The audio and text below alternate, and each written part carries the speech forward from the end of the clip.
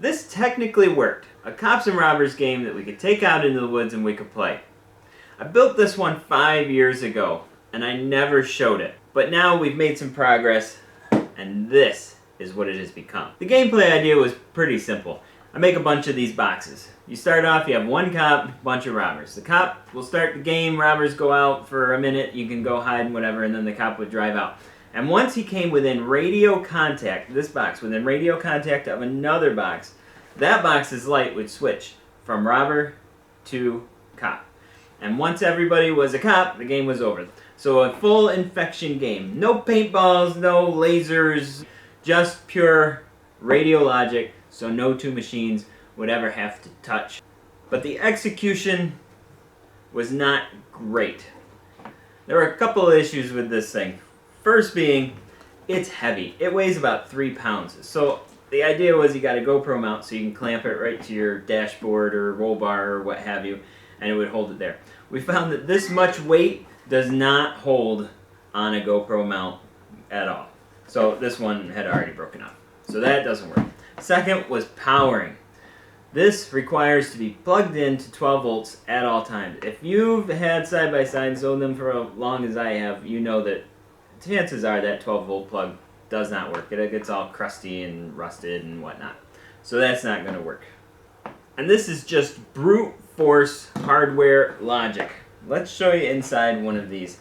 The components inside are quite large. A relay to switch things around. We have a wireless receiver. We have a power regulator in there, and a little hot wired with a jumper radio transmitter. And I could show you briefly that it does in fact work. So we have power. You power it up, you are a robber. You get a green indicator, and that was supposed to be like facing toward me as the driver so I could tell. And then out the front, you have that large flashing, green light so that people could tell that you are a robber. The only problem was from the side, you can't really tell anything. But if you came into contact with a cop, your light switches from green to blue, and now you are a cop, and it's flashing the different light on there. So once everyone is caught, everyone's a robber, you come back, you just push your reset button, switches you back to robber mode, and now everyone's a robber until that first cop flips his switch, and then the game starts again. So it does work. And the other big problem that we had is the radio range. When we field tested it, we only did one field test ever. The radio range was about 300 feet. A little too far to say that you caught somebody. That's not going to work. So we benched it, and I just thought about it for 5 years. Seriously, it's been out in the garage. There's so much dust built up. It has been sitting out there untouched for a really long time. I needed the technology to catch up, and it finally has, and I'm presenting now version 2. It is much, much smaller.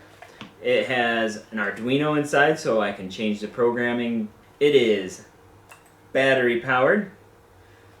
No more plugging it in. Fully contained system. It is much, much lighter than before. Still mounts with a GoPro, so it's very easy to just stick it into a machine.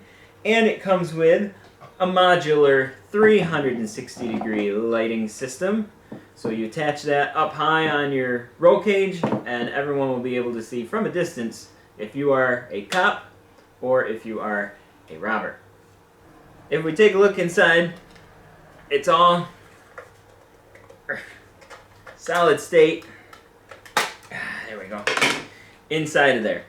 Battery powered, couple of buttons. There's the Arduino sitting right up top there.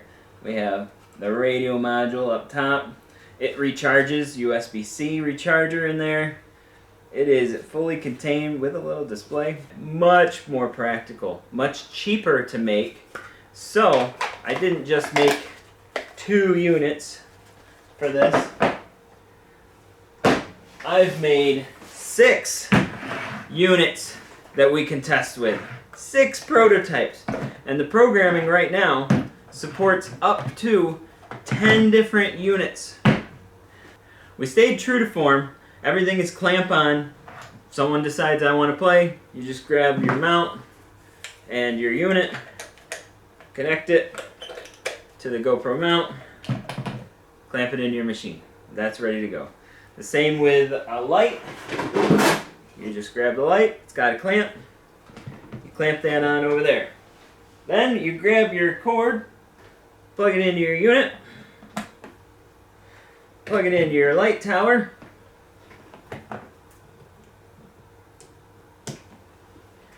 and power it on. And this unit is ready to go. It tells you that it's ready, beeps a couple times, and then it goes into discovery mode. Discovery mode, which is really, really cool, it is broadcasting to see how many other units are in play, and it will tell you how many units are in play and keep track of how many people have been caught so that you know if you're still playing or if the game is over. That's a pretty neat feature. Then, when someone is done playing, all you do, disconnect and remove it from the machine. No holes, no mounts, no drilling. Quick, easy, very social and casual game that you can play. I just uninstalled it from the machine. So here we have all 6 units, and I'm going to turn them all on except for one, the dark green one, because I gotta fix that one yet. We're working on it. And they all go into discovery mode, slowly flashing the lights. And they all will tell you how many units that they have found. So it sees that there are 5 units. Once you're ready, everybody's here, we're gonna hit the select button. Everybody goes into flashing green except the cop. He's red. So in this moment, that's when everybody goes and hides. You have 1 minute to get out there, hunker down, and avoid the cop. So we'll come back when the minute is over. The minute is just about up. Now the cop is right next to him, so obviously it's going to catch everybody all at the same time. So we should see it go to game over mode, which is flashing both lights. And they all do that. Now that was done totally wireless, with the exception of wires to the light indicator. So that is the whole idea of the game. So on the bench, this works.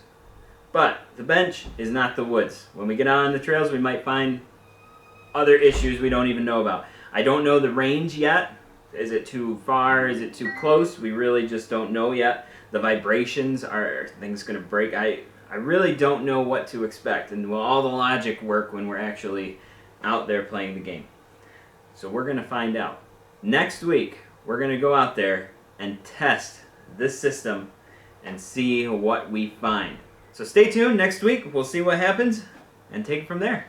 Well, that's going to do it for us today. Thank you so much for watching. I really appreciate every viewer and every subscriber, especially you members. You guys are amazing, and we really appreciate the support. As long as you're here, leave us a thumbs up. Doesn't cost you anything, but really helps us out a lot. Hit me up in the comments. I'd love to hear from you. I reply to every comment I get. But in the meantime, thanks again for watching, and I hope I'll see you here for another video on 3-Day Weekend.